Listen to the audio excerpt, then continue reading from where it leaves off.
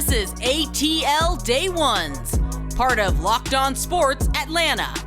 And it starts now.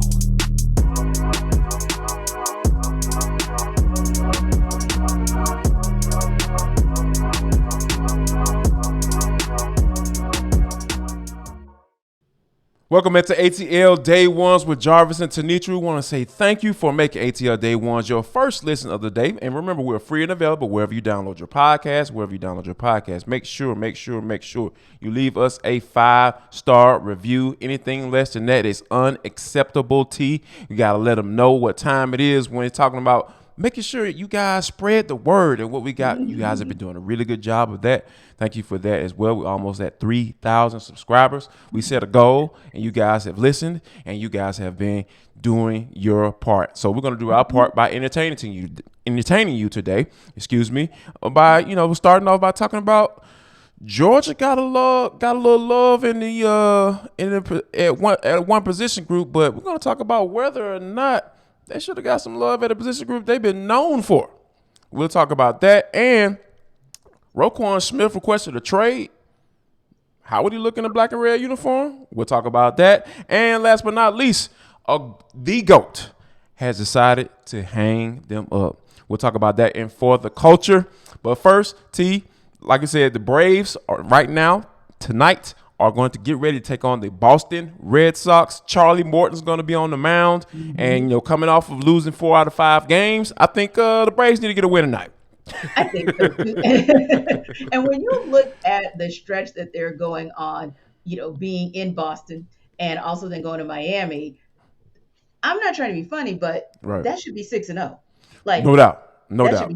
You need to come off this road trip 7-4, and the way you do that is to beat the teams that you're supposed to. Now, one thing I will say about the Braves have actually done that this season, right? So they have beaten the Marlins, they have beaten the Red Sox, and they should be able to do it again tonight because going up against Charlie Morton is Rich Hill, made his first start over a month, right? And that was about a week ago. Didn't go so well. He only lasted 3 innings. He allowed 4 runs on just 6 hits. And granted, that was the Astros, but we're about right up there as far as talent level goes. So I expect the same from the Braves. And I do think the Braves are on mission. Sometimes, Jarvis, you just need a sobering, like what happened to them in that series against the Mets, for you to get back on track and that way sort of tune yourself up everywhere, whether that's on the pitching mound, whether that's at the plate, or whether that's in the infield or outfield. That way, when the Mets come to town next week, we ready. No doubt about it. And you got to get some of the guys that have been struggling, like Marcell Ozuna. He has to figure out a way to be of some value at this point because we already know what the contract is. We already know how he struggled as of late, and he didn't do anything in that Met series, and it's time for him to step up. I'll just leave it at that. But I agree with you, Jarvis, because you got to do it somewhere. If you're going to be left shark in left field, then we at least need you to be better than 125 at the plate. Got to set that up.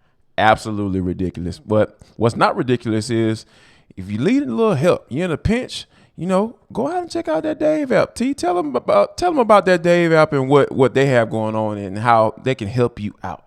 Yeah, that Dave app is really cool because honestly, we're coming out of a pandemic, so we're still in a bit of a crunch, if you will, many of us, in terms of needing some finances quickly. Now, we have gotten some reprieve on the gas prices, right? But there's still a lot of things that are being affected by inflation. So if you're one of those people who might need a little bit of help, that is where Dave can help you. Now, a friend of mine used to always say that there's no stress like financial stress, and that's a fact. So Dave can help you. Now, hindsight is 20/20, so you can't necessarily go back, but he can help you to move forward, maybe with you borrowing a little bit of cash. But get this, it's a banking app that you can use, and it can help you to get $500 instantly with extra cash. You can finally tackle those things that have been stressing you out. But the important part is no interest and no credit check needed. Millions of people have already downloaded this app, and we suggest that you do the same. If you're in a pinch, you download that app from the store just after you finish watching ATL Day Ones, and then you go DAVE just to make sure you got it right.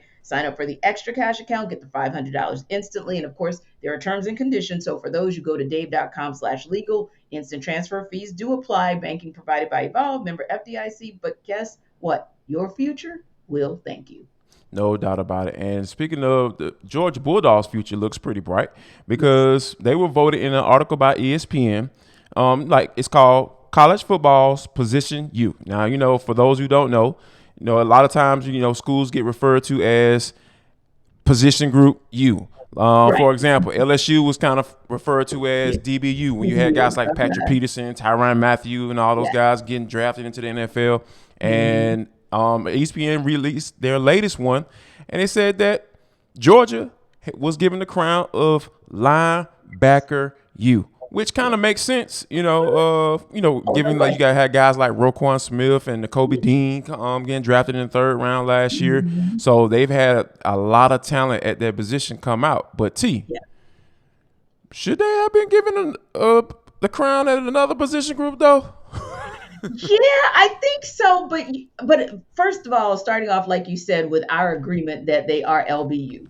And no doubt, yeah. Because when you look at the top five, of course, you're going to have the usual suspects of Georgia, Alabama, Ohio State, Penn State, USC, right? And then I started looking at the names because, once you get past like Trayvon Walker and you get past Quay Walker, you just start looking down the list and it's like Channing Tindall. It's people you forget. Tay Crowder, Azeez Ojulari, of course, Monty Rice, Lorenzo Carter. And I was like, okay, it's 11 of them in the league as we speak. Like, that is mind-blowing. But as mind-blowing as that list of 11 players is, I think you make a perfect point about them being arguably better in an area. Running back you, shall we? And it's because they gave RBU the top spot to Alabama. And of course, they make the argument just in terms of Heisman Trophy winners, if you will. And, they might potentially have yet another one in the 22 draft. But I'm not going to tell you about their guys. I'm going to tell you about UGA's guys. And listen, Jarvis, that list was about 21 players long. But I'll just hit you with a few names. Herschel Walker, Harrison Hurst, Todd Gurley, no Sean Moreno, Sony Michel of recent, and Nick Chubb of recent. So help me to understand, because that's a legacy position, legacy RBU. Help me to understand how a 42-year legacy in running backs is not at the top of this list. I like that they put him at number. And wait, Jarvis, it gets better or worse depending on what you say. They didn't even get the top five. It's Alabama, Wisconsin, LSU, Miami, and Oklahoma. I'm gonna leave it right there.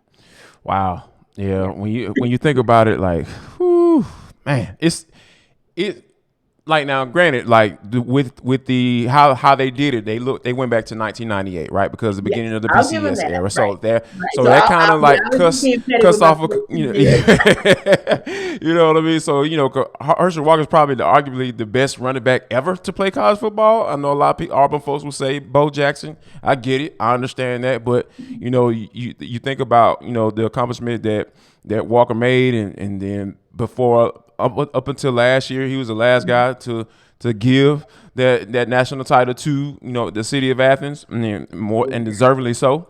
And I think that's one of the things that you kind of have to take a look at from a historical standpoint. But if you're looking at just from 1998, let's just use that. You talk about Sony Michel, you talk about Nick Chubb, and how those guys have been doing, and they even taken into account the first 3 years in the NFL too. So that's something that you kind of look like, wow. Todd Gurley was like the best running back in the league for a couple of years. You know what I'm saying? So it's like, all right. So it's interesting though, because like, that was the first thing. As soon as you sent me the article, I was just like, oh yeah, Georgia has to be RBU. Like that's guaranteed, right? They've always had stables of running backs. And I think that, one of the reasons why I think that Alabama ended up at that top spot, because not a lot of the times they have a main guy. And Georgia has had so much talent at running back. Like, they've had a stable of guys that are just really good, and they end up going on to get into the NFL, and then they end up flourishing there. So if I guess I'm kind of like siding with the article, saying, okay, I get it, I understand it, but just from historical. Yeah, exactly. From a historical standpoint, it's kind of hard to disagree, because, like I said, Alabama has always had those feature guys, and like I said, they've won the Heisman Trophy. So you kind of start thinking about it from just from a 30,000 foot view. Like, I get it, I understand it. No, yeah, absolutely, absolutely. So no, I like what I like you said, I like the article with the exception of when I look at the top five and I do not see and I do not see Georgia even listed at the top, at the top or in the top five, like in an Right, honorable exactly. mention sort of space. I'm like, okay, I'll give you, Derrick Henry, but I won't let you forget about what Sony Michelle has been able to do, versatile, different kind of back Nick Chubb as well. No doubt, no doubt about it. And also, Georgia got another little snub, so to speak.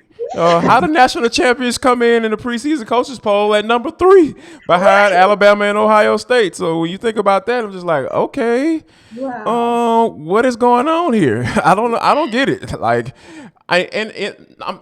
But I do kind of We do, like I right. said We get it and we yeah, don't I get get it. it, but I don't get it because if you're going to look at it from a professional standpoint, like, okay, here are the quarterbacks that are coming Mhm. back. It's Yeah, no question, right? yeah, that's what Like I you took got it. you got Bryce Young, CJ Mhm. Stroud, and Stetson Bennett. All right, if we doing about that, okay, cool, I get you. But I Mhm. think if you just looking from the entire team, I Mhm. think you have to have Georgia in a conversation in that top 2. But they fall at the 3. Mhm. They fall at the number 3 position. So it just seems like they just kind of looked at it from like, okay, who do they have coming back? All right, Yeah. here's the top 2 quarterbacks essentially going to NFL draft in 2023. So Yeah. yeah, let's just throw these top 2 teams out right there.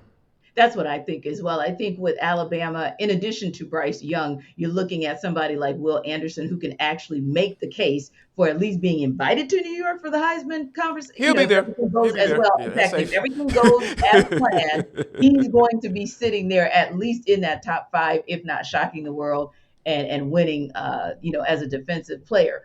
But to your point, CJ Stroud also has a loaded receiver room. And so if you Yes. look at how they're about to run up and down up and down the field, and they're going to get tested maybe right out of the gate with Notre Dame, although I think they're going to smoke them. But when you look at, like you said, if the body of work and the primary consideration is the quarterback, which we all know it is, then yeah, you can kind of understand. But it did feel like a bit of a snub because you're like the defending champion and you can't get love at least at the 2 spot. I didn't think you were ever going to get the 1. We all knew where that was going, but the 2, that bothered me. Yeah, no doubt about it. I definitely understand. One guy who's been feeling snubbed is the guy we just mentioned, Roquan Smith. He just requested a trade. We're gonna talk about whether or not he would look good in a Falcons uniform. That's coming up next, right here on ATL Day One's part of with Jarvis and T, part of Locked On Sports Atlanta.